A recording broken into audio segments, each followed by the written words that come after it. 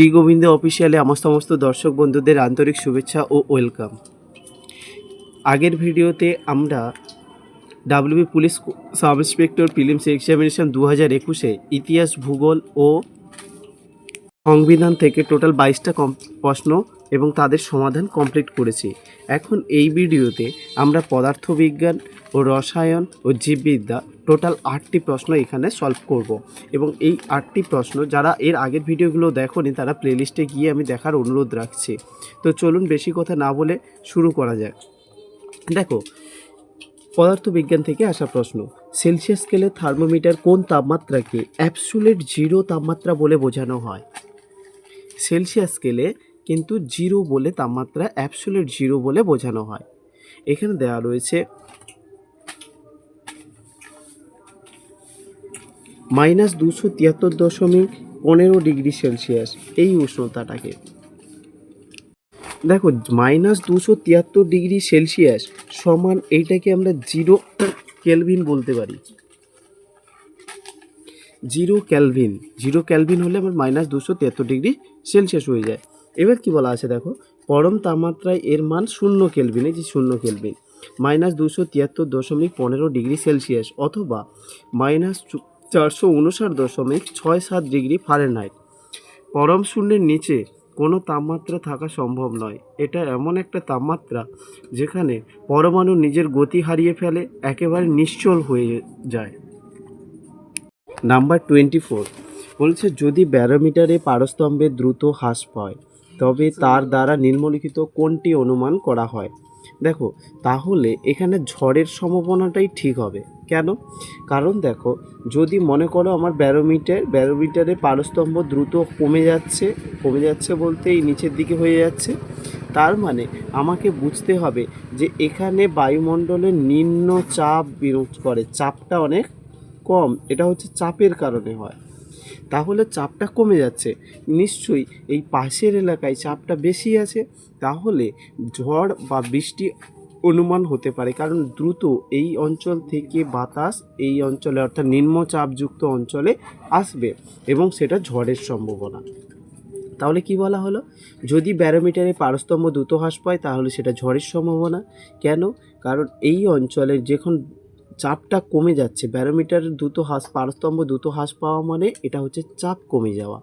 যদি চাপ কমে যায় তার মানে আমাকে বুঝতে হবে যে পাশের অঞ্চলে উচ্চচাপ রয়েছে, বায়ুর উচ্চচাপ রয়েছে এবং সেইখান থেকে যে কোনো মুহূর্তে বায়ু আসতে পারে, এর ফলে ঝড়ের সম্ভাবনাই হতে পারে। নাম্বার 25 এখানে বলা রয়েছে টর কিসের ইউনিট? সঠিক উত্তর হচ্ছে অপশন এ, চাপ বা প্রেসারের। আচ্ছা, এইবার দেখো, কি জানলাম যে টর হচ্ছে চাপের একক। এই যে টর যে চাপের একক, চাপের এসআই একক কি? এসআই একক যদি ধরি আমরা তাহলে হবে পাস্কাল। কিন্তু ইউনিটের মধ্যে আরও কিছু ইউনিটের মধ্যে রয়েছে, সেগুলো কি? এই টর, বার, এটিএম বা পিএসআই এবং ম্যানোমেট্রিক একক। এইগুলো যেমন এইচজি, এফএসডব্লিউ। চাপের একক সমান বলের একক বাই ক্ষেত্রফল একক। অর্থাৎ চাপ সমান আমরা কি বলতে পারি, একক ক্ষেত্রফলযুক্ত কোনো বস্তুর উপর যে পরিমাণ বল প্রয়োগ করা হয় তাকে বস্তুর চাপ বলে। তাহলে চাপের এসআই একক ও পাস্কাল, এটাও আমাদের মনে রাখতে হবে। এবার হচ্ছে রসায়ন, নাম্বার 26 ফেয়ারহাইস বলতে নিম্নোক্ত কোনটিকে বোঝানো হয়? ফায়ারহাইস বলতে এই মিথেন হাইড্রেটকে বোঝানো হয়। Option A is right answer, methane হাইড্রেটকে বলা হয় ফেয়ারহাইস।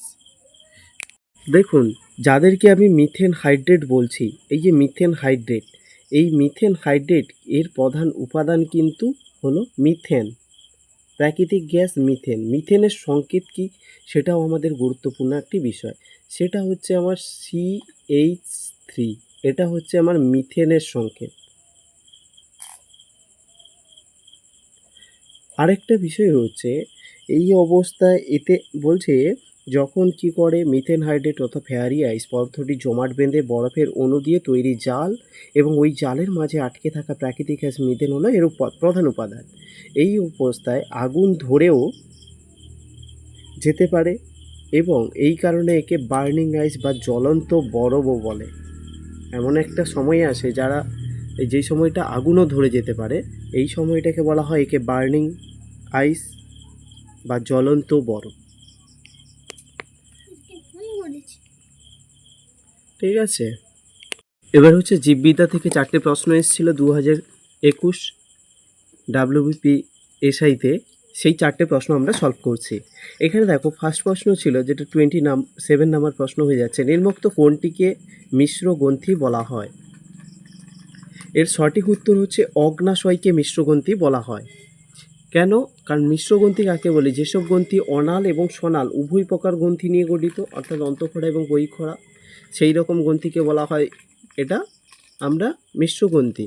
প্রসঙ্গত দেখো এখানে রয়েছে পিটুইটারি গ্রন্থি, এটা হচ্ছে অন্তঃক্ষরা গ্রন্থি। এখানে দেখো থাইরয়েড গ্রন্থি রয়েছে, এটাও অন্তঃক্ষরা গ্রন্থি। দেখো যে সমস্ত গ্রন্থি অন্তঃক্ষরা অর্থাৎ হরমোনকারী অংশ এবং বহিঃক্ষরা অর্থাৎ উৎসেচক ক্ষরণকারী অংশ উভয় গ্রন্থির সমন্বয়ে গঠিত, তাদেরকে আমরা মিক্সড গ্ল্যান্ড বা মিশ্র গ্রন্থি বলি। এবং অগ্নাশয় একই সাথে বহিঃক্ষরা ও অন্তঃক্ষরা গ্রন্থি হিসাবেও কাজ করে, অর্থাৎ এতে দুটো গ্রন্থি একই সাথে হিসাবে কাজ করে। বহিঃক্ষরা হিসাবে পরিপাকের সময় এনজাইম বা উৎসেচক নিঃসৃত করে, আবার অন্তঃক্ষরা হিসাবে বিভিন্ন হরমোনকে নিঃসৃত করে। এই কারণে হরমোনকে মিশ্র গ্রন্থি বা মিক্সড গ্ল্যান্ড বলা হয়। প্রসঙ্গত এখানে দেখো বহিঃক্ষরা অন্তঃক্ষরা হিসাবে কি করছে? বিভিন্ন হরমোন নিঃসরণ করছে। আর একটা দেখবে যখন বহিঃক্ষরা হিসাবে পরিপাক করে তখন বিভিন্ন এনজাইম নিঃসৃত করে। এনজাইম বলতে কি? উৎসেচক, এটা নিঃসৃত করে। এই দুটো বিষয় আমাদেরকে মনে রাখতে হবে। 28 এখানে দেওয়া রয়েছে দেখো অ্যামিবার দেহের কোষ বিভাজনের প্রক্রিয়ার নাম কি? এখানে সঠিক উত্তর হচ্ছে এই অ্যামাইটোসিস প্রক্রিয়া, অপশন এ। এইবার আমরা দেখব যে অ্যামিবার দেহের কোষ বিভাজন কেমন ঘটে। প্রাথমিক অবস্থায় মনে করো এটা হচ্ছে আমার একটা অ্যামিবা, এই অ্যামিবাটার মাঝখানে যেটা থাকে সেটা হচ্ছে নিউক্লিয়াস। এবার কাজ কি?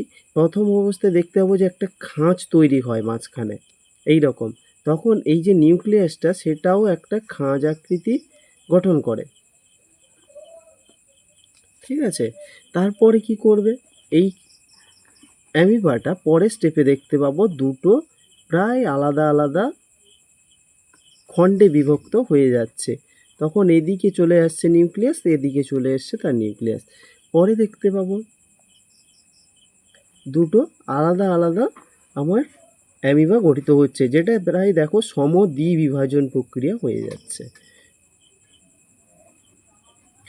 বিভাজন প্রক্রিয়া। তো অ্যামিবার দেহের কোষ বিভাজন প্রক্রিয়াটা এই টাইপের ঘটে। তোমরা যেটা ক্লাস 8, 9 বা 10 তোমরা পড়ে থাকবে, এটা সাধারণত আরও পরে ক্লাসগুলোতে আছে। তো এইভাবে ঘটে, সেই জন্য এটাকে আবার দ্বিবিভাজন প্রক্রিয়াও বলা হয়। তো অ্যামাইটোসিস হলো জীবদেহের এক ধরনের কোষ বিভাজন প্রক্রিয়া, যা সাধারণত বা প্রধানত নিম্ন শ্রেণীর জীবে যেমন এককোষী প্রাণী, ব্যাকটেরিয়া, ইস্ট এবং অ্যামিবা এদের দেহে দেখা যায়। একে ক্যারিওস্টেনোসিস বা প্রত্যক্ষ কোষ বিভাজনও বলা হয়। একে অনেক সময় দ্বিবিভাজনও বলা হয়। দ্বিবিভাজন কেন বলা হচ্ছে তোমরা এখানে দেখো যে কোন বিভাজন প্রক্রিয়াকে দ্বিবিভাজন প্রক্রিয়া বলা হয়, তখন প্রশ্নটা আসে, তখন আমাদের মনে রাখতে হবে এই অ্যামাইটোসিস প্রক্রিয়াকে বলা হয় কিন্তু। হ্যাঁ, এই রূপে ঘটতে পারে। আসো নেক্সট প্রশ্ন। নাম্বার 29 এখানে বলা রয়েছে নিম্নোক্ত কোনটি ব্যাকটেরিয়াজনিত অসুখ নয়, অর্থাৎ ব্যাকটেরিয়ার কারণে ঘটে না। সেটা হচ্ছে অপশন সি, ইনফ্লুয়েঞ্জা। এটা হচ্ছে ভাইরাসের কারণে ঘটে, এটা কোনোদিন ব্যাকটেরিয়ার কারণে না। বাদ বাকি দেখবে টাইফয়েড, নিউমোনিয়া এবং ডিপথেরিয়া এগুলো হচ্ছে ব্যাকটেরিয়াজনিত রোগ। 2021 ডাব্লিউবিপি এসআইতে আসা লাস্ট জীববিদ্যার প্রশ্ন, মানব শরীরের কোন অংশ রক্ত জমাট বাঁধে না? সেটা হচ্ছে মস্তিষ্ক। মস্তিষ্কে রক্ত জমাট বাঁধে না। তো আজকের হলো এই পর্যন্ত। পরবর্তী ভিডিও আসার আগে ততক্ষণ তোমরা ভালো থাকো, সুস্থ থাকো। Thank you.